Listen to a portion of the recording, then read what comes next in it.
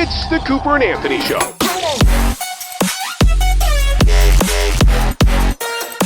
Listen to this little drama that's going on with my girlfriend. And in the end of it, I'd like some advice from you as well. So we'll go there too. But it's more like I got to talk about this drama because I can't believe what's happening. Mm-hmm. So I have this girlfriend who works, she's like an OBGYN office kind of thing. She's a nurse practitioner. But as you know, if you're somebody who right now works in the medical field, everyone's concerned about COVID. There is a protocol for all the stuff you wear. So when she's there, she has her hair tied up tight, like in a top knot, bun, whatever. Mm-hmm. She's in a mask. Sometimes she has to wear a face shield, but she's got whatever. She's got her full uniform on and gloves. And basically she's not recognizable. That's the thing. She's not recognizable like that. Mm-hmm. So she was telling me that one of her girlfriends was really excited. She has this new boyfriend and she's totally in love with him. It's been going really well. They got together. They were sort of like texting and whatever during COVID. They met like on, I don't know, Bumble or whatever. And then once COVID was, remember, like there was a point where COVID was over for a little while before we knew, like 15 seconds. Yeah. So during that 15 seconds, they finally got together and they hooked up. Mm-hmm. And they've been dating and they both been vaccinated and they both wear masks when they're together. They're very safe, but she's nuts about this guy. Like she's crazy about him. She's been on vacation with him, whatever. And she's dying for my friend to meet him. Mm-hmm. So my friend makes a plan to get together with her and her husband and this friend of theirs. I'll call her, give me a name. Mary. Okay, Mary. Mary's no. I don't ask me to come up with a damn name and then tell me no. Shithead. Call her Shithead. Okay, fine. I'll call her Shithead. So Shithead is really excited for my friend to meet Shithead's new boyfriend. Mm-hmm. Shithead's new boyfriend shows up at dinner, and my girlfriend, who works in gynecology and obstetrics, who's a nurse there, or like a nurse practitioner, now has her hair down, got a little bang going, got a little makeup on, pretty little dress. So she's not recognizable. Mm-hmm. Okay. The guy walks in, my Shithead's new boyfriend. Shithead's new boyfriend is the husband of one of their patients who comes in because she's pregnant. Mm-hmm. And it's the same guy. It's not like, and she said at first when the guy first walked in, she kind of got a nauseous feeling in her stomach, like, oh my God, he's going to recognize me. And I'm going to really have to deal with this. But she was like, right, the guy didn't recognize her at all. Hi, nice to meet you. Like brand new. Oh, so nothing. He has no had clue. No idea who she was. But think about it. Like, I don't know how it was with you guys, but when your wife is pregnant, mm-hmm. and you're going to the gynecologist, you're not really focused on the nurse practitioner.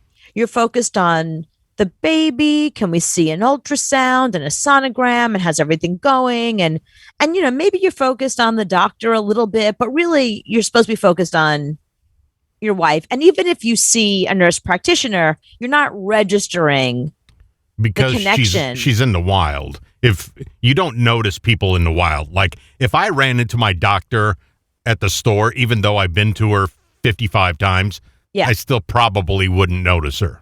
Exactly. Because she's not in that environment. Right. But if you turned around and bent over, she'd be like, oh, Anthony. She would probably know who I was, but I couldn't pick her out of a lineup of 10 women. Right.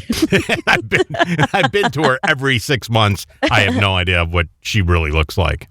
So especially now with the mask and all the protocol, my girlfriend who's, the obstetrics nurse, I can never say that word. She is not like her face is covered. And here she is out at dinner and they're sitting outside and everyone's vaccinated, took her mask off. So she brought her face. Mm-hmm.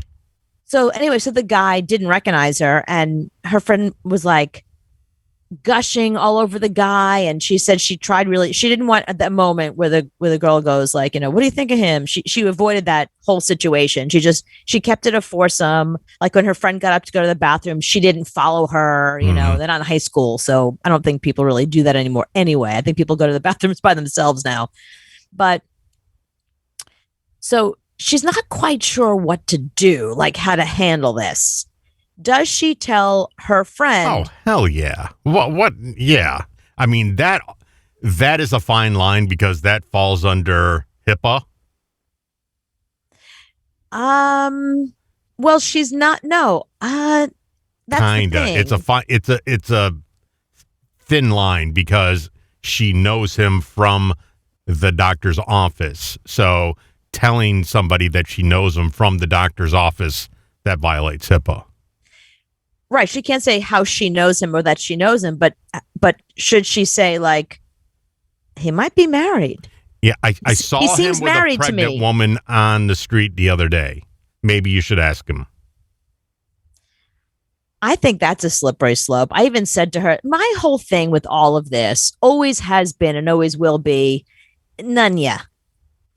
Take the none ya approach. None of your business. None of your fucking business. What somebody does with their relationships.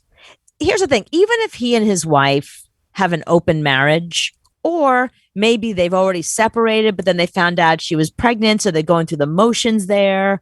You don't know what's going on. Yeah, but your friend has the right. Shithead has the right to know. Shithead probably doesn't know that he's married. Yeah. Right. If Shithead's boyfriend has not told her that, oh, yeah, by the way, my ex-wife, we're going through a divorce, is pregnant. If Shithead's boyfriend hasn't said that, you got to tell Shithead. You have to. I mean, you have nothing for this guy. You're friends with this girl. So that trumps, the guy you just met. Shithead is crazy about this guy. Like, she's nuts. She's been talking about him for months. Yeah. Here's the only thing. Like, that's why she got her name Shithead. I know. Well, right. I feel like then you're the messenger. People always shoot the messenger. I went through this with one of my really close friends. I had this friend, Adam, still friends with him, by the way, but many, many, many years ago, he married this girl. She wasn't married or anything, but she was nuts. I mean, really, like red flags all over the place. It was like she worked in a red flag store. It was like everything she did was like, ugh. And he was so besotted with her. He had just gotten out of his marriage. So he was really excited that he had this, and she was really hot. He was like excited that he had this super hot girl really into him. But the first thing she started doing is kind of stuff that control freaks do. Started separating him from his friends. First, she started with his best friends, which were this couple that he's been best friends with for years, like super close. Like they're a threesome. Like when three of them hang out together, people don't realize that two of them are a couple. They just think that three of them like are either a throuple or a brother and sister, or they don't know. So first, she found a way to separate him from them. Then she started picking off his female friends, of which obviously I am one. So I got kicked to the curb. And then she started doing some other crazy stuff. Like he had just gotten a new job in New York City. He moved to New Jersey. And then suddenly she's convinced him to quit his job and move to Rochester, New York. Like upstate, where there's nothing going on there, where she can take him far away from his job and his friends and his family and all that stuff. And all of our friends, like we got together one day and we were just like, we can't let this happen. Like, this is a problem. And everyone was like, yeah, but I can't really say anything. What are you going to say? I was like, I'll be the one. I will throw myself on the sword. I will go and I will sit him down and I will tell him. Yeah, but she didn't do anything wrong. She's not married and has a pregnant husband. But no. She's nuts. Like when we met her, we realized she was bananas. I mean, like one of these people that you meet and it's not like, oh, she's a little quirky. No, she was not okay, but he didn't see it, So me being the last friend before I completely lost him, I figured I got nothing to lose here. So I took him out to lunch and I said, I was voted as the one to sit you down and have this conversation. And I said, I don't think you should get engaged and run off to Rochester so quickly. Stay here, date her, get to know her. But I don't think you should give up your whole life for her and go to Rochester because I don't think you know. And they've been together like 6 months at that point. I was like, I don't think you know her as well as you think you do. And what did he do? Cut me off. Mm-hmm. Okay. A year later, I get a phone call out of the blue. Hi. Hello? Adam? I'm at the bar across the street. Can you come over? Mm-hmm. What? You're on my block? I'm sitting at the bar across the street. I saw you walk upstairs. I've been waiting for you to get home. Can you come over? Yeah, I'll be right down. So I go running downstairs. I go outside and he was like, you were my only friend. You're the only one who told me. He's like, she was bipolar and schizophrenic and she refused to take medicine. And we would fight all the time about, once I realized that she had serious mental illness, I tried to get her into therapy. I tried to get her medicated. She refused. It was just too hard being with somebody who was unmedicated. And by the way, during this time we got married. So I'm getting an annulment right now. Mm-hmm. And you were the only person who sat down and told me the truth. I'm like, but I will never do that again. It wasn't worth it because I told you the truth. And what'd you do? You threw me away. Like you ditched me. Like I'm the messenger. So no. Yeah, you got to go back to when you were a kid and your parents said, I don't like that guy that you're dating. You went, pfft. You kept dating him. You can't tell somebody that's in love or lust that the person that they're dating is not good for them. Do you even hear yourself? You just told me to tell my friend to let this girl know that well, her that's boyfriend's the friendship married. Thing. That is he's married. She's got to know that.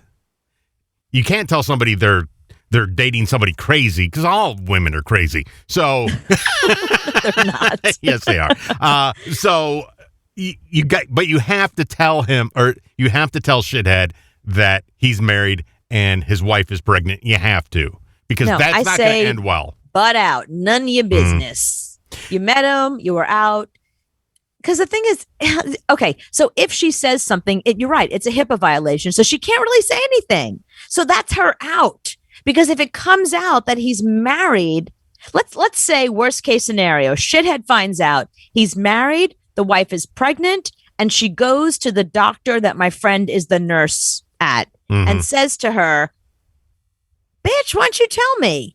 I'm sorry, it's a HIPAA violation. I can't give you that information. Done. She's in the clear. But she knows, though. That's the problem. She knows, and they're friends. Yeah. And she has to. I think that's the hard thing for a lot of people that go through cheating. Like I'll call it a cheating scandal, even though it's probably just in your circle. I'm not talking about like celebrities or anything, just in your circle. Usually, if somebody is cheating, the spouse is the last to know, which means everybody else around them is well aware. I find that harder. What's for me, the more humiliating thing is not if my boyfriend cheats on me. It's if everybody around me knew about it and I don't know. Right. Now you got to look like crap in front of everybody. Right. Because then I feel like a fool. Then I look like a fool. Look what he's doing to her. And she doesn't know. We all know. She doesn't know. That's worse.